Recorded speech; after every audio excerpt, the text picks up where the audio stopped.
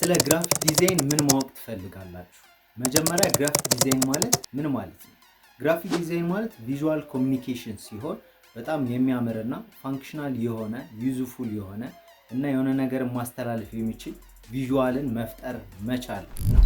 ነገር ግን ይሄንን ግራፊክ ዲዛይን ለማወቅ ወይም ደግሞ ግራፊክ ዲዛይነር ለመሆን ወደ 9 የሚሆኑ ፕሪንሲፕሎች ቤዚክ የሆኑ ፕሪንሲፕሎች አሉ። እነዚህ ፕሪንሲፕሎችን ማወቅ በጣም ተገቢና ፕሮፌሽናል ያደርጋሉ። እነዚህን ነገሮች አንድ ባንድ እናያቸዋለን ማለት ነው። የመጀመሪያው ባላንስ ነው። ባላንስ ላይ ወደ 3 አይነት ባላንሲንጎች አሉ። ሲሜትሪካል፣ አሲሜትሪካል እና ራዲያል የሚባሉት ማለት ነው። እሺ የመጀመሪያው ሳይሜትሪካል ባላንስ ነው። ይሄ ማለት ምን ማለት ነው? በሁሉም ሳይድ ቨርቲካሊም ሆነ ሆሪዞንታሊ እኩል የሆነ አቀማመጥ ስንጠቀም ማለት ነው። ለምሳሌ ዲዛይናችን በዚህ ሬንጅ ውስጥ ቢሆን ልክ በዚህ ሬንጅ ውስጥ ቢሆን እንደምታዩት በላይና ከታች ያለው ተመሳሳይ የሆነ ነገርን እንጠቀማለን ማለት ነው። ይሄ ምንድነው? ባላንስ ከላይ ያለውና ከታች ያለውን ባላንስ ይሄን እንደ ሴንተር ብንወስደው ባላንስ የምናደርግበት ነው ማለት ነው። እንዲሁም ደግሞ በሆሪዞንታሊ ደግሞ ሲሆን በእንደዚህ አይነት መልኩ ይሄ ሴንተር ይሆንና በዚህ ሳይድ እና በዚህ ሳይድ እኩል ባላንስ የሚያደርግ ዲዛይንን እንሰራለን ማለት ነው። ይሄ ሲሜትሪካል ሲሆን፣ አሲሜትሪካል ሲሆን ደግሞ የተለያየ ሊሆን ይችላል። ግን ካንቫሳችንን በአሪፍ ባላንስ መጠቀም ስንችል ነው። ለምሳሌ ይሄኛው ልክ እንደዚህ ቢሆን ነው የዲዛይናችን ቦታ። እንደምታዩት ከታች ያለው ፓርት ከዚህ ጋር እኩል አይደለም፣ ግን ባላንስ አድርጓል። በዚህ ያለውን ቦታ ይሄ ይዞልናል፣ እዚህ ጋር ያለውን ደግሞ ይሄ ይዞልናል ማለት ነው። እዚህ ጋር የተወሰነ መጨመር ትችላላችሁ። ትንሽ እንደዚህ ላድርገውና እንደዚህ ቢሆን ማለት ነው። እሺ ሌላኛው እዚህ ጋር እንደምታዩት እዚህ ጋር ነፂ ሾፕ የሚለው ጽሁፍ እና ቪዲዮ ኤዲተር ግራፊክስ ዲዛይን የሚለው ጽሁፍ እኩል አይደሉም፣ ነገር ግን ባላንስድ ሆነዋል። which means ቦታቸውን ይዘዋል ማለት ነው። ስለዚህ ይሄ አሲሜትሪካል ሲሆን፣ ይሄኛው ደግሞ ራዲያል የሚባለው በሆነ ሰርክል ኤሪያ ውስጥ ተመሳሳይ የሆነ ነገርን ስንጠቀም ነው። የመጀመሪያው ባላንስ ላይ ይሄንን ነው ምንሰራው ማለት ነው። ሁለተኛው ደግሞ ኮንትራስት ሲሆን ኮንትራስት ላይ ወደ 4 የሚሆኑ ልንጠቀማቸው የምንችላቸው መንገዶች አሉ። የመጀመሪያው ሳይዝ ሲሆን፣ ሁለተኛው ደግሞ ፎንት ስታይላችን ሊሆን ይችላል፣ ሶስተኛው ከለር፣ አራተኛው ደግሞ ሼፖችን ተጠቅመን ኮንትራስት መስራት እንችላለን ማለት ነው። ኮንትራስት ደግሞ በላይት ዳርክ መሆን፣ ላርጅ ስሞል መሆን፣ ቦልድ ደግሞ ቲን መሆን ሊሆን ይችላል። እንዳልኳችሁ ሳይዝ፣ ከለር፣ ሼፕ እና ፎንት ስታይሉን መጠቀም ግድ ይለናል ማለት ነው ኮንትራስት ለመስራት። ለምሳሌ ይህንን ብትወስዱት እዚህ ጋር ነፂ ሾፕ የምትለዋ እና ይሄኛው ነፂ ሾፕ የሚለው ከሳይዝ አንጻር ኮንትራስታቸው ይሄንን ይመስላል ማለት ነው። ይሄኛው ተለቅ ያለ ነው፣ ይሄ አነስ ያለ ነው። ስለዚህ ልዩነት ፈጥረንበታል ማለት ነው። ስለዚህ የሆነ ልዩነት መፍጠር የሆነን ነገር ፖፕ እንዲያደርግ ያደርገዋል ማለት ነው። እንደምታዩት እዚህ ጋር ለምሳሌ በከለር ደግሞ ብትወስዱ እዚህ ጋር አሁን አሪፍ የሆነ ኮንትራስት አይደለም እዚህ ጋር ያለው። ለምን? ፎንቱ የተጠቀምነው ከለር ከባክግራውንዳችን ጋር የሚሄድ አይነት ከለር አይደለም። ስለዚህ ኮንትራስት ሲሰሩ ኮምፕሊመንታሪ ሊሆን ይችላል ወይም ደግሞ በተመሳሳይም ሊሆን ይችላል። ነገር ግን ኢከች የሆነ ነገር ለመስራት ልዩነት መፍጠር ግድ ይላል። እዚህ ጋር አሁን ሞር ፖፕ አድርጓል። ለምን? ከብሉ ጋር በጣም ተቃራኒ ወይም የሚጻረር ከለር ስለሆነ ነጭ ኮምፕሊመንታሪም ስለሆነ በደንብ ጎልቶ የመታየት እድል አለው። ስለዚህ ይሄኛው አሪፍ ኮንትራስት አይደለም፣ ይሄ አሪፍ ኮንትራስት ነው። በከለር ያልኳችሁ ይሄ ነው ማለት ነው። ስለዚህ በጥቁርና በነጭ ላይ ሲያርፍ ይሄኛው ጽሁፉ ጥቁር ላይ ሲያርፍ በነጭ ሲሆን አሪፍ የሆነ ኢከች የሆነ ኮንትራስት ይኖረዋል ማለት ነው። እንዲሁም ደግሞ በቦልድነስ እና ቲን በመሆን ፎንት ስታይላችንን አሁን ለምሳሌ ይሄ ላይኛው ቲን ነው፣ ይሄኛው ደግሞ ቦልድ ነው። ስለዚህ በእንደዚህ አይነት መልኩ ኮንትራስት መስራት ትችላላችሁ ማለት ነው። ሶስተኛው ደግሞ አላይመንት ሲባል ደግሞ አንደኛው ኤሌመንት ከሌላኛው ኤሌመንት ያለው ኮኔክሽን ወይም ደግሞ ኦርደሩን የምንሰራበት ነው ማለት ነው። ኦርደሩን በጠበቀ መልኩ አንደኛው ኤሌመንት ከሌላኛው ኤሌመንት ያላቸውን ኮምቢኔሽን የምንገልጽበት ነው። እንደምታዩት እዚህ ጋር ነፂ ሾፕ እያለ በእንደዚህ አይነት ኦርደር ከወረደ በኋላ እዚህ ጋር ግን ከአላይመንቱ ስቷል ማለት ነው። ስለዚህ ይሄ መሳቱ ምንድነው? አይናችን ፎከስ የሚያደርገው እዚች ጽሁፏ ጋር እንዲሆን ማድረግ ነው ማለት ነው። ስለዚህ ይሄኛው ፎካል ፖይንታችን ነው። በተለያየ ቦልድና ቲን በሆነ ወይም ደግሞ ሳይዙ በተለያየ ፎንት ነው እዚህ ጋር የተጠቀምነው። ነገር ግን አላይን አድርጓል። ስፔሳቸው አንድ አይነት ነው። እንዲሁም ደግሞ ላይናቸው መነሻ ቦታቸው ተመሳሳይ ቦታ ነው ማለት ነው። ይህ ማለት ሁሌ እዚህ ጋር ፉል መሆን አለበት ብቻ ሳይሆን ጋባቸውን ኢቭን ደግሞ የሚጀምርበትንም ቦታ አላይን ማድረግ ግድ ይላል። ለምሳሌ ይሄኛው ሙሉ እኩል በኩል በሆነ ነገር ግን ጽሁፉ የተለያየ ሳይዝ ያለው ነው። ስለዚህ በእንደዚህ አይነት መልኩም አላይመንት መስራት ትችላላችሁ ማለት ነው። አራተኛው ደግሞ ሪፒቲሽን ሲሆን ይሄ ደግሞ ዲዛይናችን ውስጥ መደጋገም የሚገቡን ነገሮች ወይም ደጋግመን ልንጠቀምባቸው የምንችላቸውን ነገሮች መጠቀም ማለት ነው። ይህም ሲሆን ፎንት ሊሆን ይችላል፣ ሼፕ ሊሆን ይችላል፣ ቴክስትም ሊሆን ይችላል።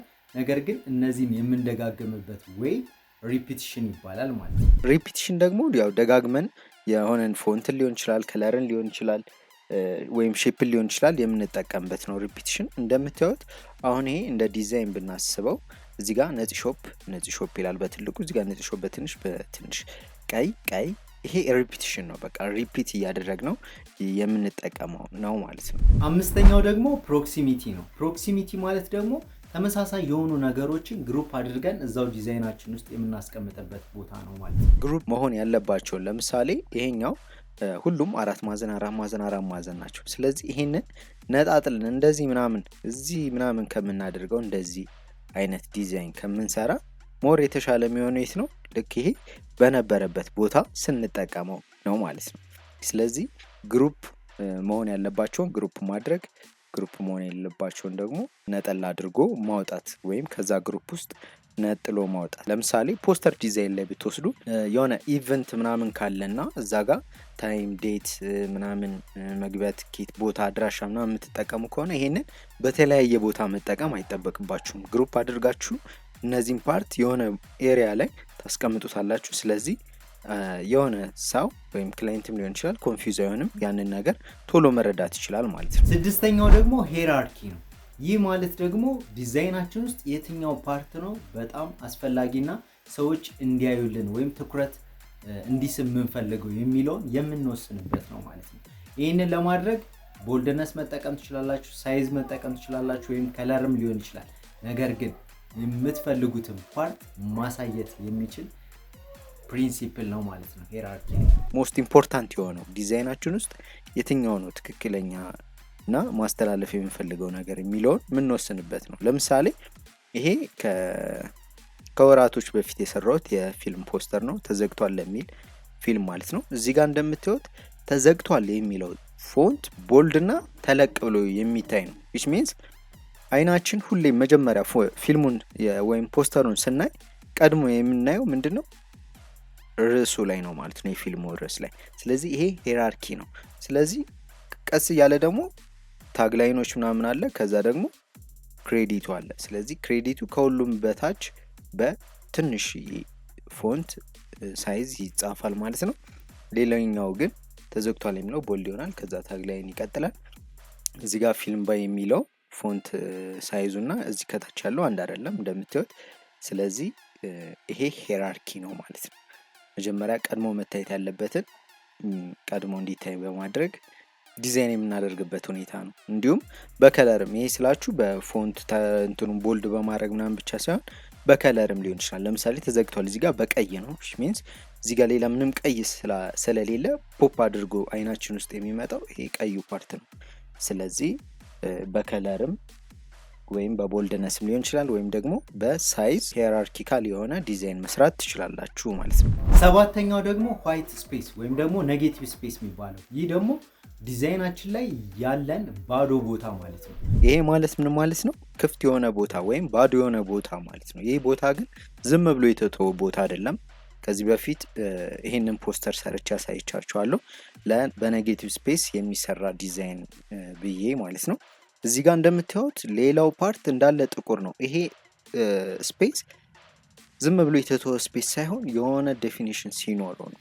ለምሳሌ እዚህ ጋር አፕልን ብታዩት ብዙ ጊዜ የአፕል ማስታወቂያ አይታችሁ ከሆነ በነጭ ባክግራውንድ ወይም ደግሞ በግሬ ባክግራውንድ ምናምን አድርገው ሎጎውን ብቻ ያስቀምጣሉ።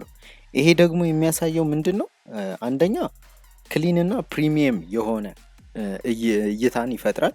እንደገና ደግሞ ክላሪቲውንና ኤሌጋንስ እንደሆነ የሚገልጽ ነው ማለት ነው። ስለዚህ ዋይት ስፔስ በራሱ ትርጉም አለው ማለት ነው። ስለዚህ ግራፊክ ዲዛይን ውስጥ ዋይት ስፔስ ግድ ነው። ይህ ስላችሁ ግን በእንደዚህ አይነት በኔጌቲቭ ስፔስ ብቻ ሳይሆን ኖርማሊ ለምሳሌ ፖስተር ዲዛይን ስትሰሩ እዚህ ጋር ክፍት ቦታዎች አሉ፣ ኤጁ ጋር አይገናኝም። ይሄ ራሱ ስፔስ ነው ማለት ነው። ስለዚህ ስፔስ በራሱ ግድ ነው። ፖስተሩን ስትሰሩት ሙሉ ለሙሉ እንዲህ ግጥም ያለ እስከ መጨረሻው ሊሆን አይገባም ማለት ነው። 8ኛ ደግሞ ከለር ነው። ከለር ደግሞ ሙድን ይናገራል፣ እንዲሁም ብራንድ ሪኮግኒሽንን ያሳያል ማለት ነው። ይህ ማለት ከለር በጣም ትልቅ ዋጋ አለው ማለት ነው። ለምሳሌ የኮካ ኮላ ሎጎ ወይም ደግሞ ብራንድ ካያችሁ ብዙ ጊዜ ቀይ ነው። ይህ ቀይ ደግሞ ኢነርጃቲክ የሆነን ፊሊንግ ወይም ሙድ የሚሰጥ ነው ማለት ነው። ብዙ ጊዜ ከለሮች በጣም ትልቅ ዋጋ አላቸው በግራፊክ ዲዛይን ላይ ማለት ነው። ማስተላለፍ የምትፈልጉትን ነገር ከብራንዳችሁ ጋር የሚሄድ እንዲሆን አድርጋችሁ የምትፈጥሩበት ምስል ነው ማለት ነው ከለር። ለምሳሌ ዋርም ከለሮችን በመጠቀም ኢነርጃቲክ የሆኑ እንደነ ኦሬንጅ፣ ሬድ አይነት ከለሮችን መጠቀም ትችላላችሁ። ወይም ደግሞ እንደነ ትረስትወርዚ እና ካልም የሆነ ሴኪሪቲ ላይ ምናምን ፎከስ የምታደርጉ ከሆነ ደግሞ እንደነ ብሉ፣ አረንጓዴ፣ ፐርፕል ምናምን አይነት ነገሮችን መጠቀም ትችላላችሁ ማለት ነው። 9ኛ ደግሞ ታይፖግራፊ ነው። ፎንት ስታይሉ ወይም ደግሞ ቴክስቱን እንዴት አሬንጅ የምናደርገዋለን የሚለውን የምንወስንበት ፓርት ነው። ይሄ ደግሞ በጣም ወሳኝና ወሳኝ ነው። አብዛኛው ግራፊክ ዲዛይነር ሁሉን ነገር ሰርቶ ታይፖግራፊ ላይ ትንሽ አሪፍ የሆነ እንትን አይሰጥም። ይሄ ደግሞ የአብዛኞቹ ግራፊክ ዲዛይነር ችግር ነው።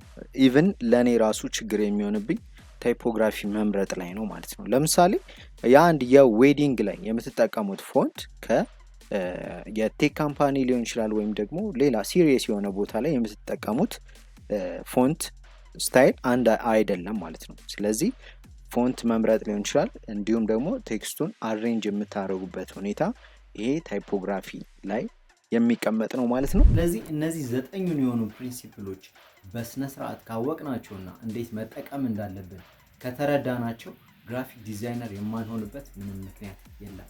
ይህ ማለት አንድ ግራፊክ ዲዛይነር 9ኙንም ባንዴ ያከናውናል ማለት አይደለም። ነገር ግን እያንዳንዳችሁ ዲዛይን ውስጥ የሰራችሁትን ዲዛይን በእነዚህ በ9ኙም ለመመዘን ሞክሩና ምን ላይ እንዳላችሁ እናንተ ሞር በደንብ ማወቅ ትችላላችሁ ማለት ነው።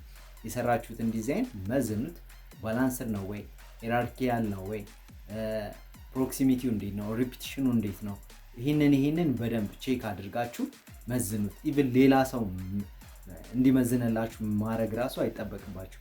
ከዚህ ፕሪንሲፕል ተነስታችሁ የራሳችሁን ዲዛይን መመዘን ትችላላችሁ ማለት ነው። እና ደግሞ ሞር የተሻለ ስራን ለመስራትም ያግዛችኋል ማለት ነው። አይሆፕ ይጠቅማችኋል ብዬ ተስፋ አደርጋለሁ። የግራፊክ ዲዛይን እንዲሁም በደንብ ዲቴይል ደግሞ የሆነ ነገርን በቀጣይ ቪዲዮ ደግሞ ሰርቼላችሁ የሚመጣ ይሆናል። ለነፂ ሾፕ አዲስ ከሆናችሁ ሰብስክራይብ፣ ላይክ፣ ኮሜንት ማድረግ እንዳይረሳ። ይመቻችሁ።